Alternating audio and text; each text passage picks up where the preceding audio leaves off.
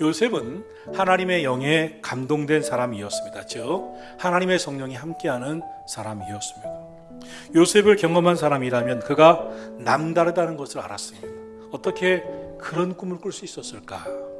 어떻게 그 많은 큰 고난과 역경을 이겨낼 수 있었을까? 그의 탁월함, 그의 지혜, 하나님의 뜻대로 살려는 마음을 가진 사람, 요셉에서 느꼈던 것입니다. 오늘은 요셉을 생각해 보려고 합니다.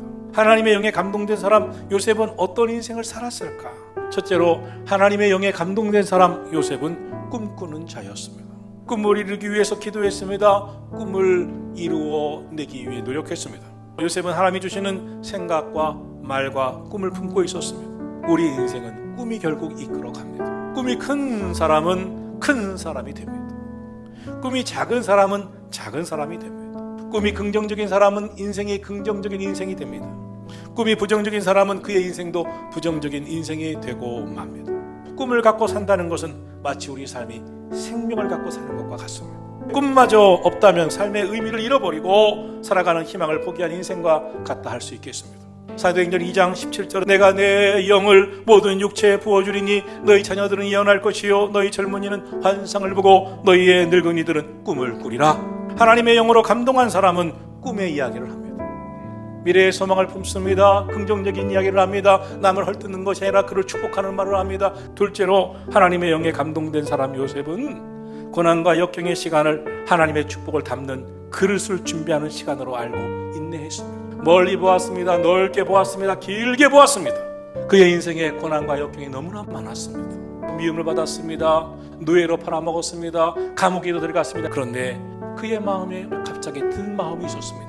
하나님이 나를 쓰시는구나. 나를 연단하시는구나. 인생을 멀리 봅니다. 고난과 역경의 시간을 하나님의 축복을 받는 그릇을 준비하는 시간으로 생각하게 됩니다. 하나님의 영에 감동되니 그런 마음이 드는 겁니다. 셋째로 하나님의 영에 감동된 사람 요셉은 비전을 품고 지혜롭게 살아가게 됩니다. 지혜로운 태도를 품고 살아가게 됩니다. 그 태도가 명철이 있고 지혜가 있었습니다. 애굽 왕 바로가 꿈을 꿨는데 도무지 해석이 안 되는 겁니다. 너무 괴로웠습니다. 그런데 그때 한 신하가 갑자기 생각이 났습니다. 혹시 그 친구면 꿈을 해석해 줄 수도 있을지 모르겠습니다.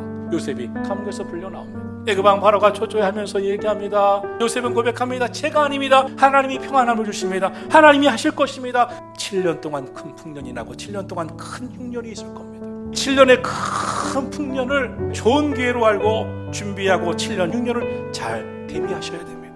그럼 이 나라는 큰 나라가 됩니다. 큰 복을 받습니다. 이 말을 하자마자 하나님도 믿지 않았던 애굽 왕 바로가 이런 말을 합니다. 신하들이여 보라. 이와 같이 하나님의 영에 감동된 사람을 보았느냐? 이 요셉처럼 명철하고 지혜 있는 자가 어디 있느냐? 요셉을 애굽의 총리가 되게 하고 싶다. 하나님께서 애굽의 총리 대신이 되게 하신 줄로 믿습니다. 하나님이 하셨습니다. 사랑하실 성도 여러분, 고난이 와도 하나님이 일하기 시작하면 달라집니다.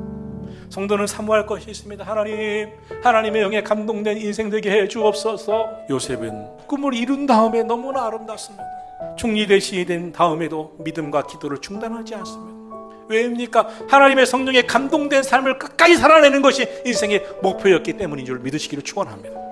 하나님의 영에 감동된 자에게 주신 은혜와 축복이 여러분의 삶에 임하시기를